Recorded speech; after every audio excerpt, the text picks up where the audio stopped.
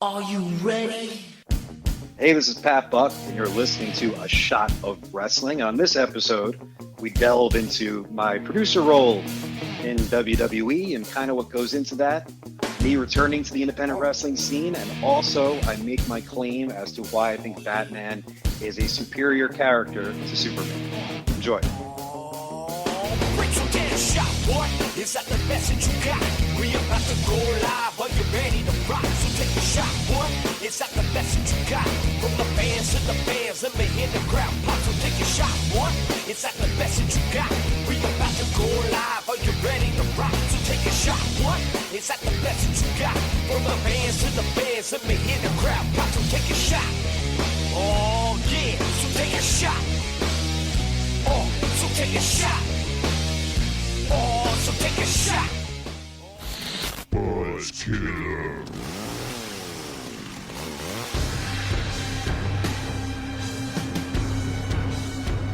All right, if you're ready and willing, I'm able, and welcome to another exciting edition of Shot of Wrestling, the interviews.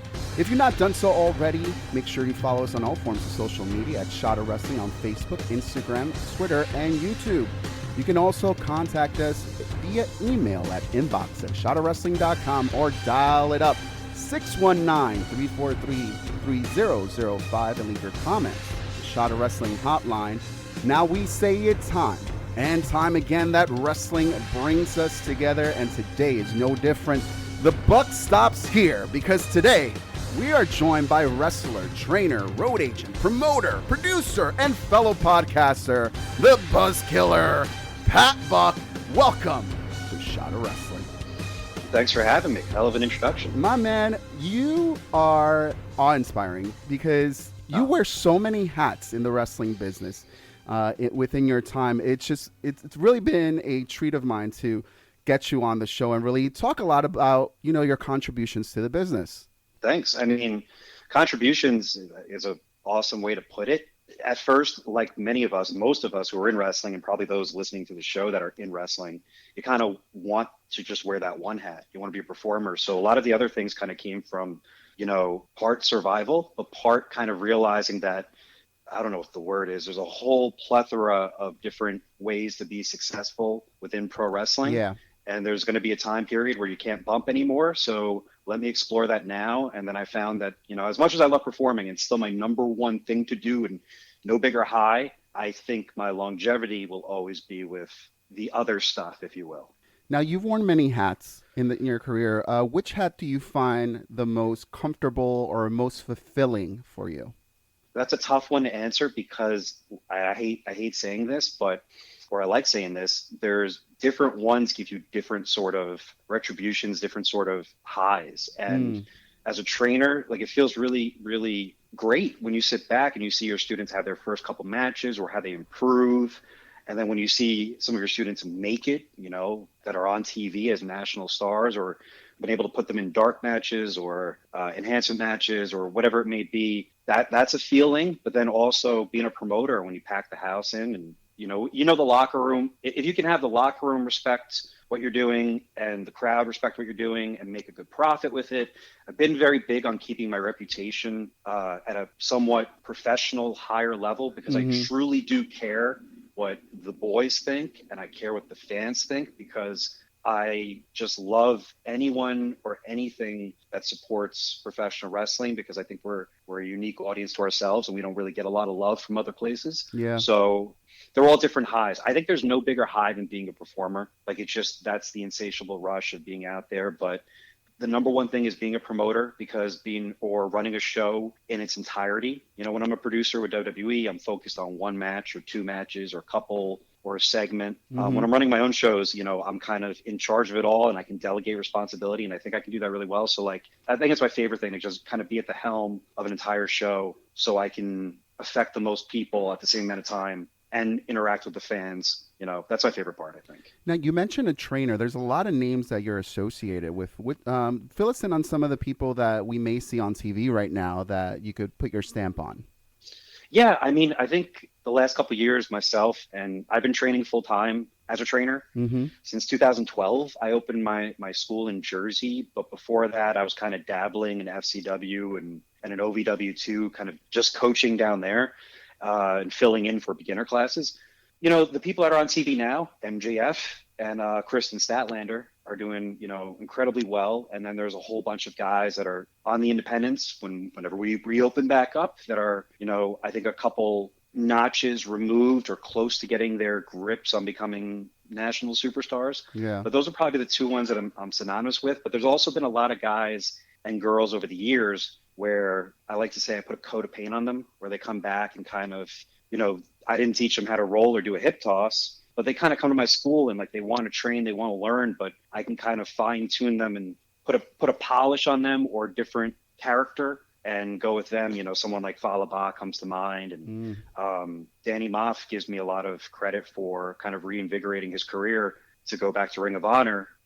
He was one of the people where I kind of really felt like I had to improve his mindset on and making him believe on the skill set that he had and developing him as a talent. And I think that's what really motivated him to crush the independent scene and then end up with Ring of Honor like he's doing. Yeah, I think as a wrestling talent, especially in our area, you know, you may start one place, but it's really about getting the bits and pieces from everybody's knowledge, from their experiences, that kind of will mold you into the type of performer you'll be down the line. Yeah. The one thing I love and hate is that, and I try to tell guys this too, if you're an established performer or you start getting it, like, don't be too many locker rooms. There's too many people trying to give advice. And I've never been that type. If you want to come to me and ask me something, I will talk to you until I'm blue in the face. And that's hard for me to do because I'm not very talkative. But like, you know, there's a lot of people that are giving, I don't want to say too much advice, but I also try to teach students or teach whoever I come involved with that this is the way I think.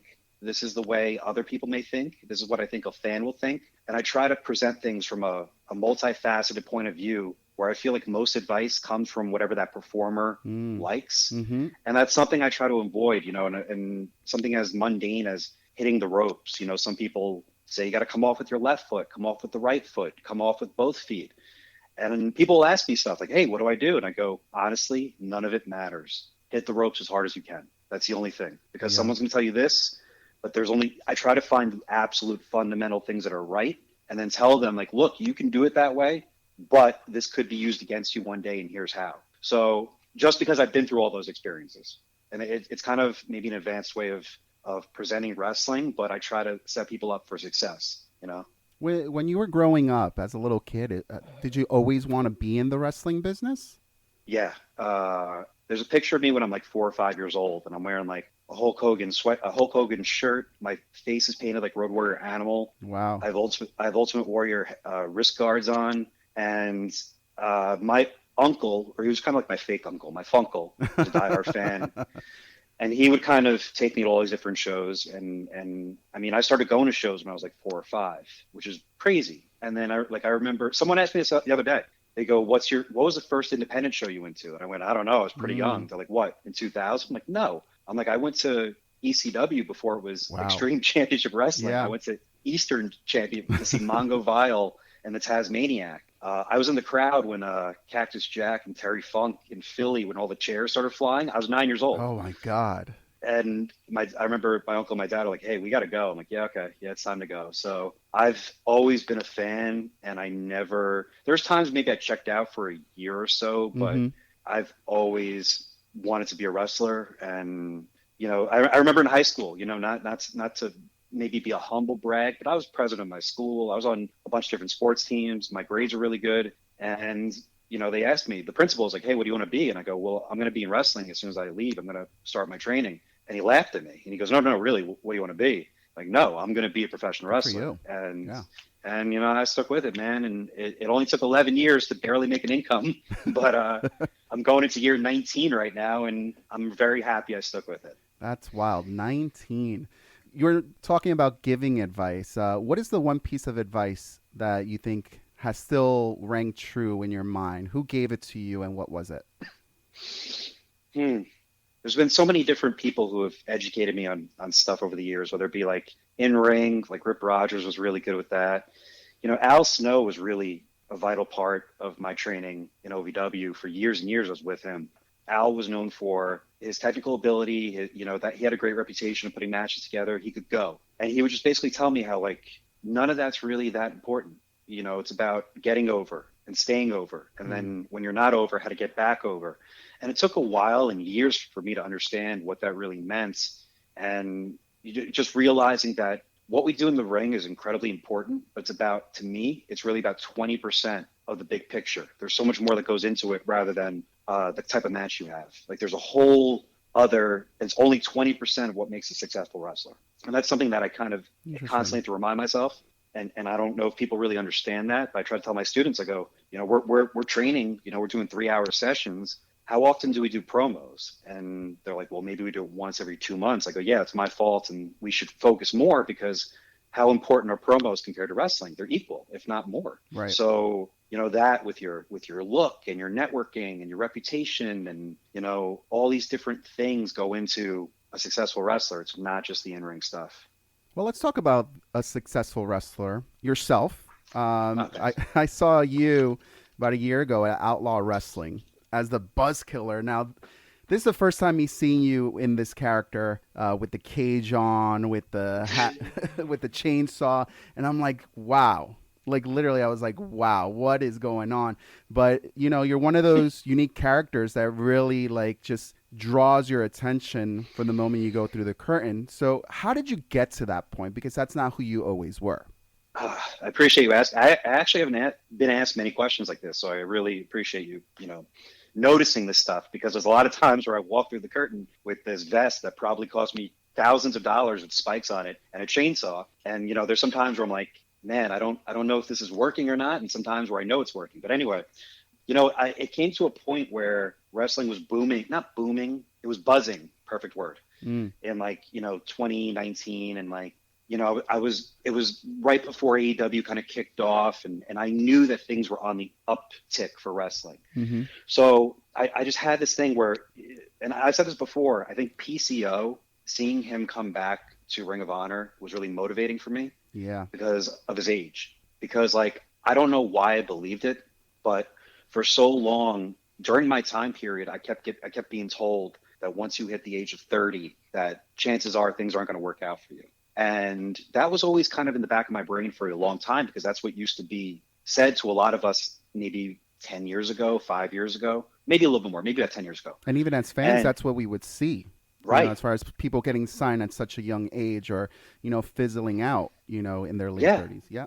Right. And it didn't used to be that way, during the 70s and 80s and even 90s. But as it went on, I was like, okay, well, crap, turning 30, whatever, maybe I'll. And then I found success promoting and training. So I kind of said, I'll just wrestle for myself. And then seeing a guy that is essentially 50 something years old, become a main eventer at a well-respected promotion. I don't know what it was, but it just spoke to me where it was like, look, man, you can do all this, but get out there again. And I really thought about what's my story. And my story was, I'm a guy that maybe you heard of, maybe you didn't, but I've never made it. I've never signed a contract. It's cool. I have, I guess most people will speak somewhat well about me, and I've had positive interactions and created some stuff, but I've never been on TV. You'll hear Pat's a great trainer. You'll hear Pat's a great promoter, but you wouldn't really hear Pat's a great wrestler.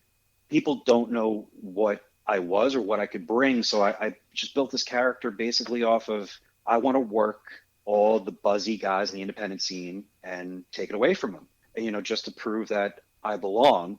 And that's where I'm right back to right now. So it's kind of, it was a play on kind of like a Tyler Durden sort of, I put a lot of vignettes out there. If people want to check them out, they're on YouTube. They were from last year, and I'm redoing them now because I have a new thing I'm going to focus on. But the whole Buzz Killer thing is just I'm different from all you buzzy guys, and I'm going to show you, and I'm just going to take it away from you because I never got my own break. And I'm bitter, and I've always been bitter.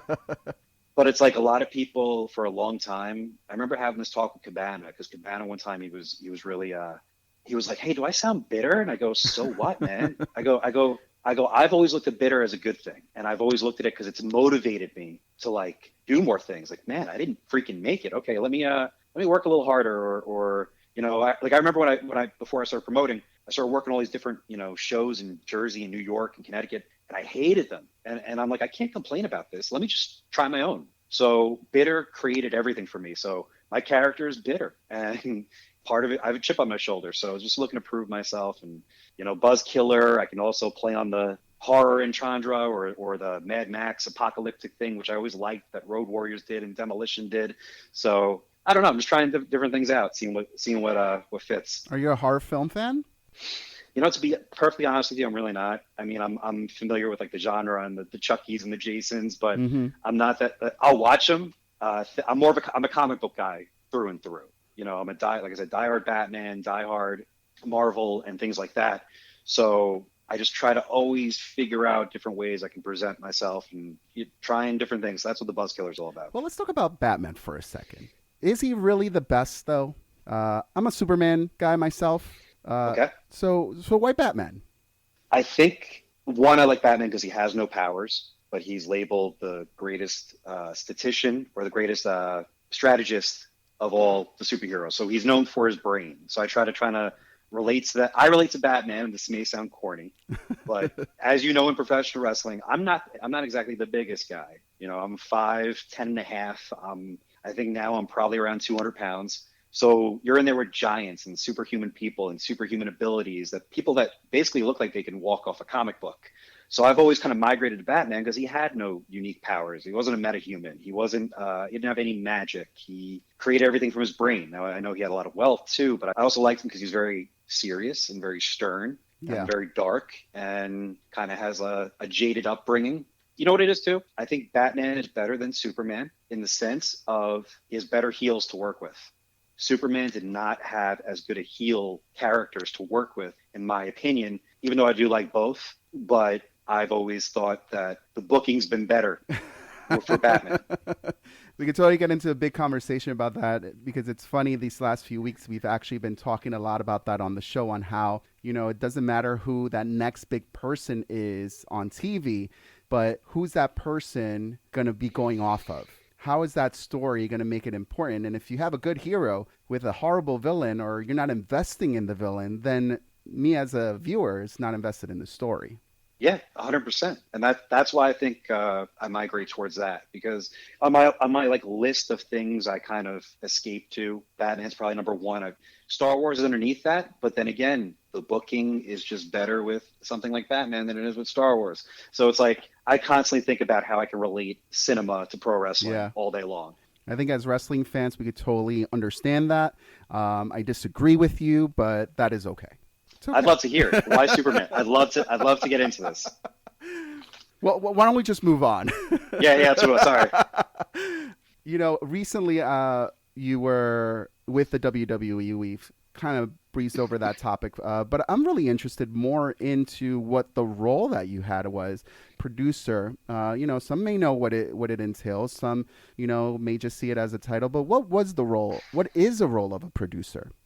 Well, you know, it used to be called an agent, and I think the job has changed over, dare I say, over the last 10 years, but I think more so this last year. And what I mean by that is this, that essentially every match you have on television is assigned a producer. But the way the jobs change, where you used to kind of think of it, because that's the way I thought of it, was a lot of times someone who's a little bit older, who maybe is aged out of wrestling, you know, that has a really sharp and creative mind.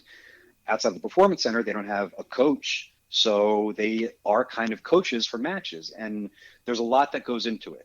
You're responsible for whatever match you're assigned for the show, but more so as a bigger picture, you're in these production meetings, you're giving your feedback, which is something one of my favorite things to do with the company. And like, I know a couple people maybe didn't like doing it as much as I did, but I, you know, when, you know, the chairman asks you what you think about something, I'm going to give everything I can to kind of present my case and let it be known that I really care about this. And I think that, you know, what I think would be the best way to go about it. Now, it may not always happen. It may not always get used, but basically a producer's role is we have, you know, a production meeting early in the day, and we're assigned our match. We talk about the show in the broad sense of the word, but then we get very specific. And then whatever segment or match that we're in charge of, we give our take on it, and then we hear back from, you know, creative or management what they think or what they like or what they don't like. And then it's our job to relegate that to talent and then figure out a creative way to make this work, to achieve the goal. But then things change all the time, meaning that there may be a better way to accomplish what we want to do, or a better idea. So like, you're partially a coach and you're partially a middleman. So, but then at the same time too, you're production, the word, you're producing that match. So like, while that match is going on, we're relaying the information to the truck, the cameramen, of where pivotal moments may be, of where, or if something goes awry, how can we avoid that? Or perhaps something happens where sometimes you got to think on the fly, or sometimes you have to have that skill set. A lot of us, for the producer role, I'll say this, I think one of the prerequisites is being very sound wrestler, like being a person who knows what to do in all situations. So there may be a situation where I'm producing a talent for that may not be that experienced. And if I see their deer in headlights look, I'm going to have to relay information to the referee to help them get through it. Gotcha. And that may work, that may not work, but there's things like that. There's times that my favorite part would be, the hours before television when you're working with your talent, you get to show them different moves or different holds, or different theories you may have, and it's like a hands-on coach.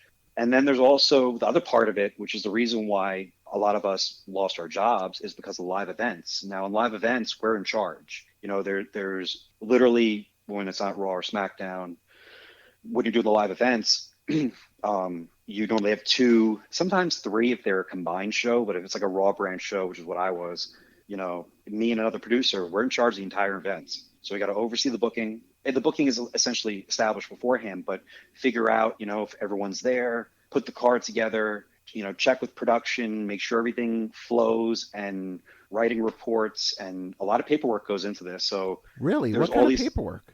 Well, I mean, every single live event has a report where, we put our thoughts and opinions of how the show went, the crowd, the numbers, financially, things like that. And they're long, and they have a lot of information. And when we press that button, they go to every executive in the company.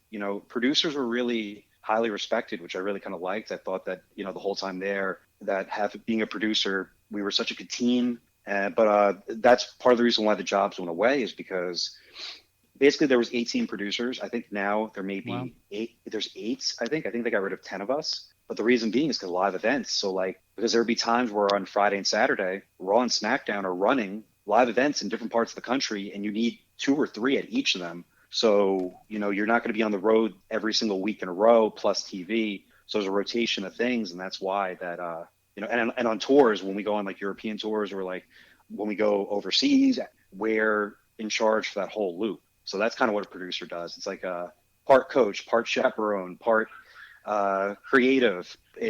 You're literally doing anything and everything. You mentioned you were part of the presentation. You were coaching what's going on in the ring. Are you actually programming what the wrestlers are doing in the ring, as far as like, all right, you're going to start off this way. This is how you're going to go home, like things like that? Depends on the talent. It really does. Like, wrestling doesn't work with a sense of choreography. Like, you do this, I do that, you do this. Throw that out the window, unless it's something really, really, really, really detailed oriented. Mm-hmm. But it's more of, hearing what your talent are doing. 2 talents may have this really, really great way to start the match. A lot of times as a producer, we have to figure out ways for them to maybe slow down a little bit, speed it up here. Mm-hmm. Little dumb things that people never really thought of. Like, you've heard this all the time, but you may have 8 minutes for your segment, and then by the time you walk through the curtain, we only have 4 minutes. Right. Something changed. Something went heavy. Mm-hmm. And then you'd be surprised with the amount of time it takes to go to the ring to then have your entrance, because everybody has an entrance, and then take your ring gear off. And just basically, there's always like a 30 seconds to 1 minute gap before you start a match. There may be situations where your talent is focused on their match, but then you got to kind of be in their ear to let them know, hey, take off your gear very quickly because we don't have a lot of time. There's like a lot of things that we kind of have to go into it. It's not like a paint by numbers thing, but like, it really depends on your talent. A lot of times, and that was my favorite part too, because like I thought I'd go to 205 Live at first, but then I was thrown right into the mix of Raw and SmackDown. Yeah. But that's cool and everything. Like, if I have, I think one of my last matches was like Viking Raiders and Hawkins and Ryder. I know these guys. Mm-hmm. You know what I mean? Like, we're all around the same age. We're all it's easy to bat ideas. But what do you do when you're when you're working with, I mean, top guys? I've had Randy's matches before. There's nothing I Wow. can tell Randy Orton. You know what I mean? He's Randy Orton, but he's so professional. He'll ask me what I think of something, and I'll present him idea. What do you think of this? And I like that. It's never. I find that interesting because someone who does have, like you said, how could you say something to Randy Orton? What was he looking for as far as feedback? I think it's just a level of professionalism that everybody. Mm. When I was putting together a match with a lot of different guys, they also know that I'm one of the newer producers. They just know how it works, and they trust that we're put in this position to know stuff. So they may go, "Hey, do you have anything? Or what do you think here?" And there's times where I presented something like, "Oh, I like that," or "Oh, what about this?" No idea is really a bad idea. Well, maybe some are bad ideas, but like if I've had time to think about something for a long time, good person comes to mind is like a Jamie Noble. He's like an in-ring genius, right? And like he's responsible for producing Taker and Shawn. So like his creativity influenced that match. Mm-hmm. You know what I mean? Mm-hmm. So like that's kind of the same way I thought about it too, where I could throw, hey, my memory's pretty sharp with things like that, and I'll throw it out there. Hey, I remember you did this one time for this match. What do you think about this? And they go, oh my God, I didn't thought about that. That's really awesome. And I'll even say it. This isn't too, sometimes I don't want to reveal everything, but like I worked on the Elimination Chamber this year for the guys, the tag team match. Okay. You got so many stars, and you got more than that. Gosh, how many teams were in there? 4 in the pods, 6 teams of all established guys that like trying to put that together and make all these different things. And I present ideas, and a lot of them were used in the match, and they were killer, and they made the match. So like that's a different kind of fun feeling when you present an idea and it works and it gets over and you go home happy that day. Now, I'm a media studies major in college, and TV production was one of like my things, like really one of the things that I love. So I kind of popped a little bit when you were talking about, relaying camera positioning to the truck. How much influence do you have on that? Everything. Really? They rely on you. Yeah, they rely on you. I always thought it would, as I'm watching the product, I'm like, as much as what's going on the ring is important, but those camera guys, if they're not in the right spot, and if the person in the control room is not going like camera 2, camera 3, now transition to this, the whole story is blown.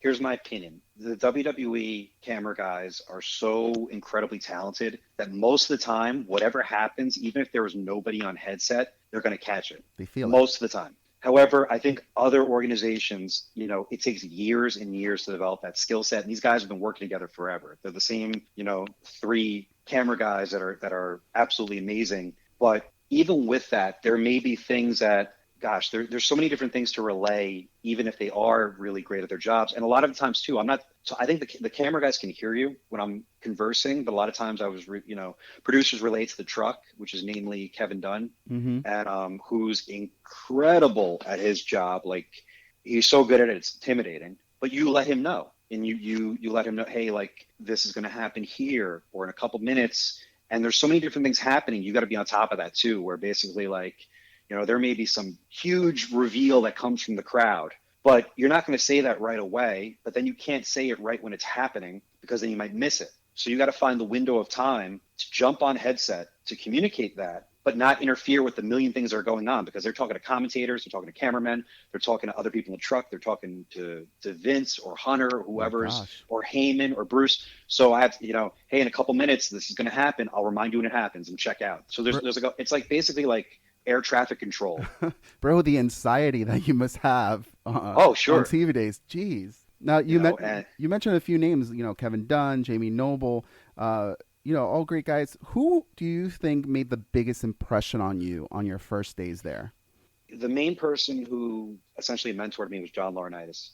He's basically in charge of us, all the producers. Like the producers are his team, and he's responsible for giving me my job. And it came, there's a whole bunch of different things that kind of aligned where I got this. I thought I was going to be a coach, basically. And then I found out that when Raw was going, Raw's Monday and Friday was going to move from Tuesday to Friday, that they were breaking up the producer team. So they felt like they didn't have enough guys. And they asked their current crop of producers if you could recommend one to 2, maybe 3 people, who would you recommend? And then it got back to me that 4 of them recommended me. That's amazing. Do you know who they were? Yeah, it was Shane Helms. It was Sanjay. It was Tyson Kidd. Mm-hmm. Excuse me, three. Maybe it wasn't four. It was three people. So those three kind of wrote, and I think when Johnny saw that, and he knew my reputation, he knew me already, and he knew about the Wrestle Pro and the schools. I think he kind of went like, all right, three of the producers who are doing a good job here are saying this is the guy. So I guess you're hired. And that's what got it for me. That's when me and Lance were brought on. I was brought on a couple, maybe 4 or 5 months before Lance, Mm-hmm. but we were like the last two essentially. Oh, and MVP, but I think MVP is now main eventing, and I don't know if he's producer anymore. I'm not sure, but I guess if you're part of the wrestling business, you're always going to be wearing different hats. yeah, you just gotta be ready for anything. Yeah, Yeah. whatever's in front of you, just kind of you just go with it. When you got the call, how did it feel? Who did you tell? It's funny because when I got the call, I was actually at the PC where I was guest coaching. I went there once in like March, and then I went back there in the summertime. Mm-hmm. And it was really weird because like when I first went down there, and I think it was an honor to be asked back to go back and coach. Absolutely. And when I left there the first time, they were asking me like if I'd be interested going overseas to coach for a month or like at a time. I went, yeah, sure, I'll do that. So I go down there and I'm coaching for the week, and I'm working with a bunch of the newer guys there. Actually, one of the teams that just debuted in NXT. And Bloom came out of the office, Matt Bloom. And Raw was in Tampa that night. And he goes, Pat, you need to get out of here. And I'm like, okay, what's going on? He's like, I don't want to ruin anything, but he's like, I think they need you at Raw. And he goes, I think this might happen for you. I go, okay, fine. He goes, do you have a suit with you? I go, yeah, which I really had to stop at the store and pick up a few items.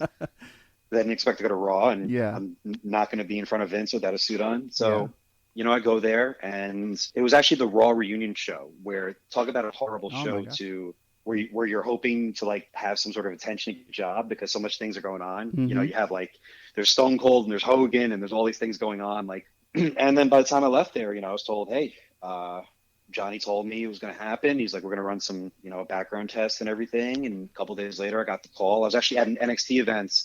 I remember I was sitting next to Sarah Del Rey, and we were running the live event for one of the NXT house shows. Mm-hmm. I got the call, and Johnny offered me the job, and she was actually the first person I told because she was right next to me, and she was like so happy. But it's funny, she said a thing too, and I think she's like, I was hoping you'd be with us though, like be a coach down there. Right. I thought I would be too. So, and then of course I called my wife, and I let everybody know. I think Kevin Matthews was the first wrestler friend I told. Wow, that's So. amazing. That's amazing, man. Well, unfortunately, because of the pandemic, there were a lot of releases. And it was worldwide. It was, Yeah, of course. It wasn't just world of sports entertainment. Everybody's going through this, but you kind of go through these emotions. What was your process like when you got the news of what was happening?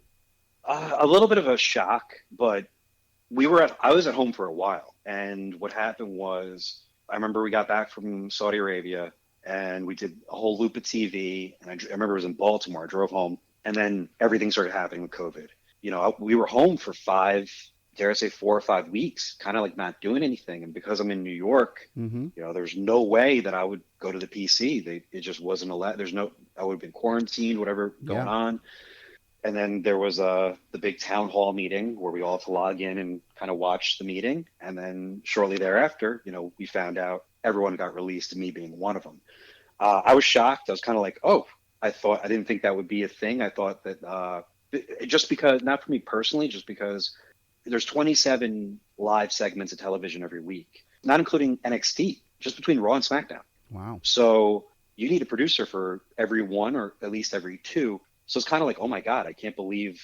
And then I started hearing about, the other producers that let go, and I was and I got the phone call too. I found out beforehand. There was a kind of like an email thing that went out, like a text thing that all kind of hit at the same time. I was told, hey, this is what's happening, and I'm not furloughed. As far as I don't think I'm furloughed. I'm let go. Mm-hmm. And a lot of us did get that, but it's also a weird thing where. And basically they said, once we get out of this, we'll be in talks again, which I'd like to believe is true. And I do believe it's true because I think our team was really, really good, our producer team. But anyway, just what it was. So I went from different things. I went from personally, and I really didn't, I'll admit it here. I have no problem admitting it, but I was in the process of buying a house. I had to pull out of it. Wow. Because I didn't know, literally we were a week away from closing on a house, and I just didn't feel comfortable. to go forward with so much uncertainty. So Mm-hmm. hold back and staying in Queens. But I went through the gambit of like being like understanding and then being a little, upset about it. And now I don't want to say bitter, but just using it to motivate me. It's kind of like I know I'm going to be in the wrestling business the rest of my life. So Mm-hmm. whether I go back there or not, part of me right now, being 36 years old, I want to do more in-ring stuff. So I'm just going to focus on that and build my shows whenever I can and build my training. But it's a rainbow of emotions, dude. And I'm sure you went through it too. It's just some days it's blue and some days it's red. So I mean, we got into a heavy conversation on the show when things were going on. And I felt for you guys because I was like, here's something that happened to me. And it was a personal matter. Everybody's going through it, but, you kind of continue with your family. But here are you guys, and everybody knows your business. It's like this list just came out, and it's like, here's a list of everybody who just got let go in the WWE. And I was like, that's a whole different level of dealing with, what's going to happen in my future for me. right. And it's crazy too to see, like, again, maybe I'm not used to it in this regard, but to get the information and then like 5 minutes later you see, like, all the different things on Twitter. Like, I'm like, wow, how do people know this already?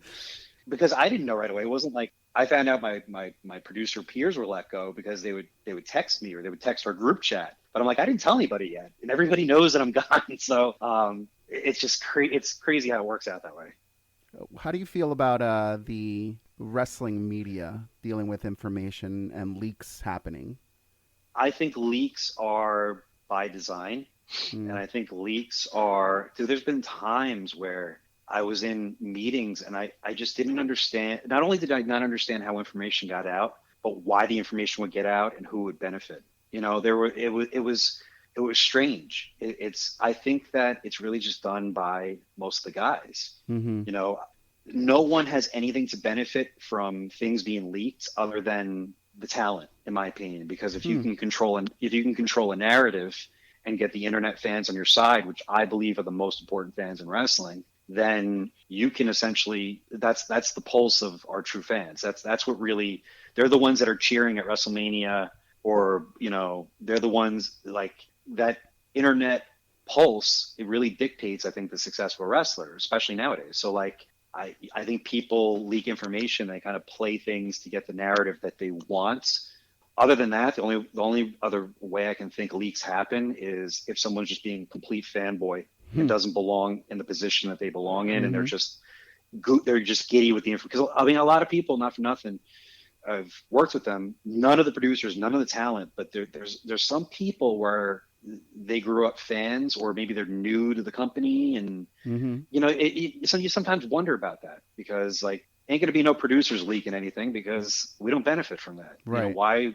But if someone who doesn't want to lose tonight is supposed to lose in something and they leak it to the internet that they're getting buried or something, or we've heard reports, well, chances are it's probably them, that they're trying to figure out a way to get people behind them. That's at least what I think. No, nothing's confirmed, but, like, sometimes I think that it's 90% of the time I think it's the guys. I really do. Gotcha.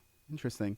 The internet fan base, it's a lot of the fan base that we interact with, that we're part of, the community.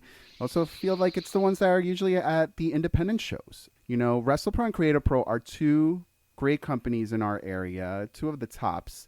And in the area that is so saturated, like our up northeast area, where there's a new promotion like every week, or that's how it felt like in the past year. What do you find is the secret to the success you have had with Wrestle Pro and Creative Pro? Man, a lot of things can go into that. I think for promotion wise, it's just knowing what your market is. I hate that sounds very kind of vague information, but I know if I run a show at the Raleigh Rec Center, which is like my main building, it's where my school is, it's where we can fit 1,200 people, and I got to give them something that they're going to want to see. Meaning, I gotta spend some money to bring in a lot of established talent and put in a lot more production to it.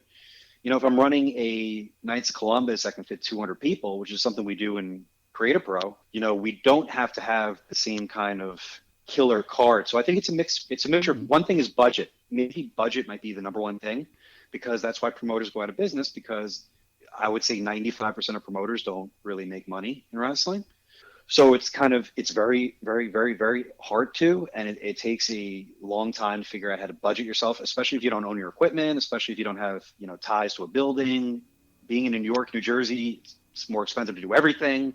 Right. So it's weird. It's a whole different thing, and it depends on where I'm promoting. Like I can't promote a show in New Jersey the same way I'll promote a show in Alaska. Like there's so many different wide world of things I've had wrestling events at. I've had them at bachelor parties. I've had them at ethnic events that are Greek festivals, and I gotta I gotta make a card figuring out what would relate to that community, because people such as yourself, people like me, the fans that listen to this, we probably want to see the cooler wrestling stuff. But I ran a Greek festival in Brooklyn. Gosh, I don't know, maybe a year or so ago, 2 years ago. They don't know anybody.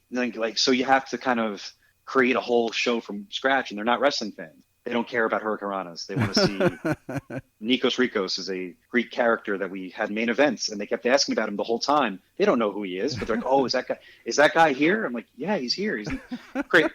Every show's a unique, unicorn. These are some wrestling topics we just want to wrap our time with up. No audience shows. How do you think everybody's been dealing with no audience in a show? Is it good, bad? Who do you think is doing it better?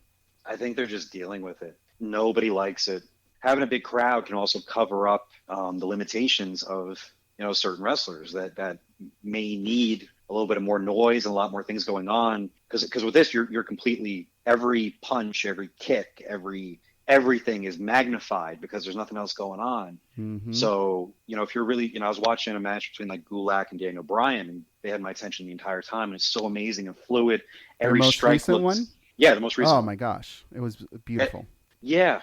I don't know. I just remember that. I remember that had my attention the entire time, where like I wasn't even aware there was no crowd there. I love that match that much. Right. So I think AEW is doing an incredible job of, I think the reactions of the crowd, of the guys there in the crowd, Mm-hmm. they're organic.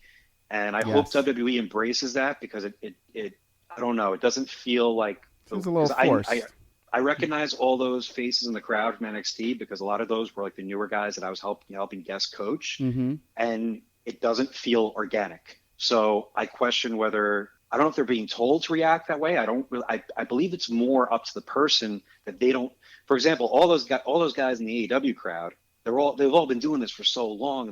They know what crowds are like, and they know what to say. Where a lot of the NXT folk that are there, the ones that are in the crowd at least, not a lot of them came from wrestling. So I don't know if they organically know how to react as a fan, if that makes any sense. I think, in my opinion, I thought they didn't seem as organic like you said, but I thought they were playing it safe. Maybe, sure. Because even as a fan, being at a show, whether it be 20 people, 200 people, if you're that one guy who's like, wants to start a holy shit chant, that takes a little guts to get out there and be like, am I going to be out here alone, or is everybody going to join me on this one, And when you're on TV, I don't know if I'd be able to take that risk, knowing that, hey, am I going to be that guy that's singling myself out, and is this the right time to do it? Oh, sure. So, I mean, I think they're tough, though. I just hope it all ends soon. I hope we can all go back to, Well, speaking of it all ending soon, independent shows returning post-COVID, you're a promoter. What are you looking forward to, or what are some of the precautions that you've been thinking of with putting on a wrestling show? It depends on where we're at when they really allow public assembly. So I like, my gut tells me, for example, I brought up the Rahway Rec Center. They could fit comfortably 1,000, 1,200 people. I'm willing to believe that my first show, will I even be allowed 25% of that? I imagine 2 rows of chairs with distance in between them, 6 feet, whatever it may be. Mm-hmm. And if it's, I might only be allowed to have a capacity of, gosh, maybe 300 people, maybe it's 200 people, maybe they're like only 150 people. I got to figure out how to make it work. I think once we're allowed that number for public assembly, I got to figure out what's, the amount of money, the profit that could be made off this, and how do I make a show work with those parameters so I can do it again next month, Mm-hmm. It's just that I want to say certain things, but so much can change. You know what I mean? I mean, we're all hoping for a vaccine. We know it's probably far away, or maybe some therapeutic drugs, or maybe the curve flattens completely and we're done, or maybe a second wave comes back. I don't You never know. know. So, well, the one thing I'm doing, the first show on the books right now to promote Alaska, I think is at 100% again, I think, or they're at 75 or something like that. So That's like, amazing. so that's the first part, the first show, I think, where we won't run into anything like that, you So know. Saturday, Um, September 19th, Wrestle Pro returns to Alaska yeah. for a sold out crowd. Gotta ask, why Alaska? What's out there? Well, after a while of promoting, my go-to guy, my best friend, whatever. When I was getting with WWE and doing more things, and even working more shows, I was too. I don't want to say burnt out. I couldn't delegate that much. So Kevin took over as booker, Kevin Matthews, KM Hmm. from Impact, and he would always go to Alaska. And he mentioned there was an independent show there in like the '90s that did very well. So he ran the financials by me, and it seemed like, hey, I've back to the gambling thing. Let's roll the dice. Let's see what happens. Yeah. And the first show made a small profit. Not exactly too great, but it did something. The second show, not so much. Now we've figured out, okay, what do we do right here? What do we do wrong here? And I think going into September, I mean, the first thing was we booked a huge building that was like 7,000, 8,000 people Wow. that could fit. And or maybe it was more. I can't remember.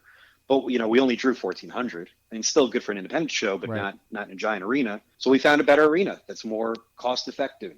That if we draw that same crowd as we did the first time, we'll be doing a lot better. Now, also going back to figuring out your audience, we brought a lot of guys up there. You can gauge by the autograph signing. When we brought Mick Foley up there, we could see everybody wanted to meet Mick Foley. It was a Hmm. hit. But then, when we brought back that show too, we also had a lot of guys that were from more the 2000 era, a couple of Impact people, and the fans didn't know who they were. So we realized that as much as like we want to make the card, spectacular, what people may like and know in wrestling, that they're more fans of WWF stuff up there. It's just more Gotcha. current. Hmm. Maybe now with AEW, and we do have a lot of AEW people on the show coming up, which is cool too, because in the States, I know a lot of AEW people may be off limits, or some people have different deals, Hmm. but Ring of Honor people are essentially off limits. But for Alaska, they'll allow it because who Really? else is running Alaska? Gotcha. At least that's what we've heard so far, and kind of dealing with them, which has been really cool. Hmm. So, we might be sprinkling in, some Ring of Honor talent up there because they're allowed to do international things. That's awesome. So Alaska, and the guys want to. All the guys want to check it off their bucket list. That's cool Um, that you're creating something that people want to add to their bucket list as well. I remember when you posted about the first show going out there, I was like, yo, that is dope. That where we are in wrestling right now, that a company's ready to go and travel not just to anywhere in the United States, but Alaska, and bring wrestling there. and it's well, thank you for that. But I mean, it's figuring out, like it's like, because at first I'm like, well, where do we get the ring from? Oh, there's like one or two rings in Alaska. Okay, well, do they work? I didn't do much of it. I can be perfectly honest with you. Kevin did almost all of it. I financed it, but he did all the work. Like, I was shocked going to that arena and seeing the production value. We had probably a similar production value to like a WWE live event, like the lighting and the Videotron, and oh my God, like I was not expecting this. And for the price that we were paying for it, you couldn't get away with any of that stuff. That would have bought you, gosh, that would have been like a chair rental.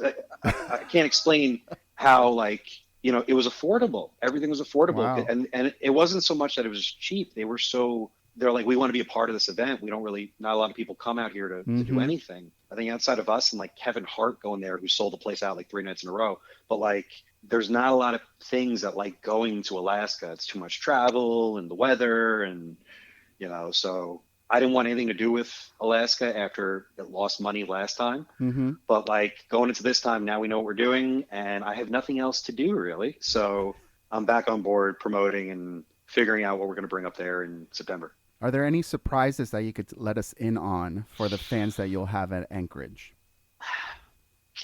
It's like, I don't know if Kevin's confirming all the talent. So there's a fun one coming that we haven't announced yet that Hmm. was one of the releases that, I think is going to fit in very well. Ooh. And, me and Kevin are going to be teaming on the independents coming up, going forward, and focusing a lot of energy into being a tag team. And Oh, that's awesome. yeah, we're gonna haven't told anyone this yet, but it just makes sense. And part of the reason is I love tag team wrestling. I feel like I could be it's my bread and butter. It's what I know. It's what I like doing. Uh-huh. And secondly, like I also know that there's going to be times when I work for other places where I'm probably going to be doing some other job with that. So having a partner kind of works better. But we'll be facing right now, card subject to change. Kurt Hawkins is going up there. So it'll be me and Kevin versus Kurt Hawkins and a partner. I wish I can give a clue, but we haven't really fully confirmed it. But, it's one of the releases. It's one of them. It's one of them. Okay. It's not Broski. It's not him. So it's someone else. Couldn't afford him. Okay. Well, there's a lot of great talent that just as a wrestling fan, we're really interested in seeing. And I hope you have a killer show out there. If we want to stay in tune with what you're going to be doing in the upcoming year, post-COVID, post this crazy world that we're living in, where could we do that? Social media, Buck Never Stops on all platforms. I've dabbled in the podcast world. I've kind of checked in and checked out. I've had some good partners and some not so good partners. But, again, since I got a lot of free time, I started a podcast again, Pat Buck Show. It's also on YouTube where we film. Go Pro Wrestling has been incredible with promoting the show and filming it, and had a lot of fun interviews and a lot of stuff about booking. Parts of our show is literally, and part of our patreon.com, Pat Buck Show, is like kind of sitting with me and Kevin live and going over booking ideas and letting people, there's not a lot of places out there that really let you know like how decisions happen or where ideas come from. So we want to be the most like interactive in terms of what goes into promoting a show and running a show. So Pat Buck Show, if people can check out and give a listen to. We don't promote many other podcasts on the show, but you got to check out the Pat Buck Show. One of the things that I recognize instantly is that you guys are still fans. You love what you do, and it literally when we're watching you, it feels like you haven't lost that. Like you're still fans at heart. You love professional wrestling. You love the storylines, the characters, everything that we're all thinking. You guys are saying. So it's definitely a great view. And go Pro, man. They're doing a great job putting it up on YouTube. Oh God, they're great. They're I underrated. I want them. I'd be lost without them. I don't know how they put up with me, but they're great. Yeah. Well, thank you, sir, for joining us on this episode of Shot of Wrestling. But stay tuned because we still have last call. Hey everybody, this is Pat Buck, and thank you for listening to my interview on the Shot of Wrestling. And if you like shots in wrestling, well then you should listen to A Shot in Wrestling on Spotify or wherever you can find your podcasts. Ladies and gentlemen, at this time I need to announce it's last call at the bar. Oh. All right, everybody, we have made it to the end of the episode, and it's last call. We're still here with the buzz killer, Pat Buck. Pat, it's rapid fire questions. The first thing that comes to your mind is the first thing you will answer. Are you ready? Let's do this. Well, then away we go. Who was your mark out wrestler growing up? I'll go with Sting. Sting's probably the main person that made me go crazy. Nice. What fictional character would you like to wrestle?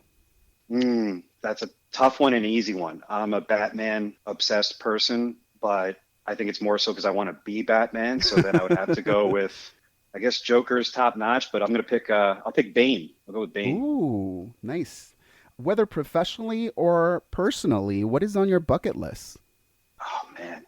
I think professionally run a show in every single state. And I think personally this year, once everything starts to reopen, I'm actually going to set out to do that because I haven't, even though with WWE, I pretty much went almost everywhere. I didn't wrestle in every state. So like, that's going to be my new short-term bucket list of getting a match in every single state. And I'm looking to do it within the next 2 years. Yeah, it's pretty cool. Who is the one individual in your life that challenges you the most? Probably my wife.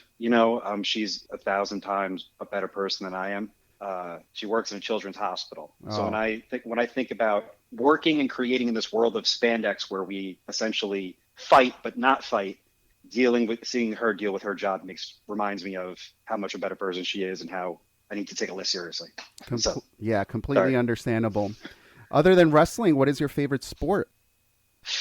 To watch football, to play lacrosse. Interesting. What do you consider to be your prized possession? Gosh. Oh, Lord. Actually, you know what? Right next to me before I go to bed at night, I got this poker chip that I won a long time ago. I want to say it had to have been over 10 or 15 years ago. I've always kept it as a good luck coin. It's right next to my bed. So if that's one thing, that's it. Awesome. If there's anyone dead or alive you would like to share a drink with, who would it be? That would be my mom. I lost her in 2009 to breast cancer. That would 100% be my mom. Mm-hmm. And finally, what is something you've learned about yourself during quarantine? I've learned that you can still make things happen. I set a couple fitness goals that I've achieved without a gym, and I can't believe it. So, Hey. Yeah. Well, great. Pat, thank you so much for joining us on this episode of A Shot of Wrestling. There's a lot of great new things coming in your future. You've kept us informed of a lot of them, so we're looking forward to seeing what comes up in the next few years for you. Stay in Thanks, touch, my man. I will. Thank you. Hey baby, I hear the bell ringing, hip tosses and body slams. Oh my. And maybe you seem a bit confused, yeah baby, but I got you pinned. Ha ha ha ha. But I don't know what to do when I see them with that golden case. They're cashing it in. Authority all in my face. What is a man to do? Good night, everybody.